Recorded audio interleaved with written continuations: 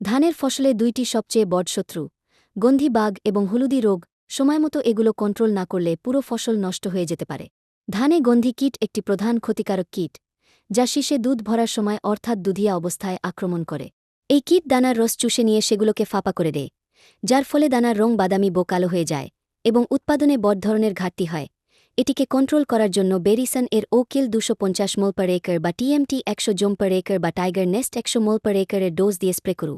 হলুদি রোগ একটি বিপজ্জনক রোগ। এতে দানার জায়গায় হলুদ রঙের মতো গাঁট তৈরি হয় এবং ঝাড়লে পুরো মাঠে হলুদের রঙের মতো পাউডার উঠতে দেখা যায়।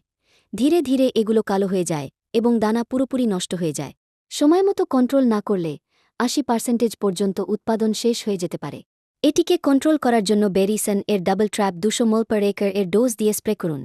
ক্যাশ অন ডেলিভারি উপলব্ধ আছে, বাড়িতে বসেই ফ্রি ডেলিভারির সাথে অর্ডার করুন। ধান বা যেকোনো ফসলে তথ্য বা সমস্যার সমাধানের জন্য দেওয়া নম্বর 8800211537 এ যোগাযোগ করুন এবং বিনামূল্যে পরামর্শ পান।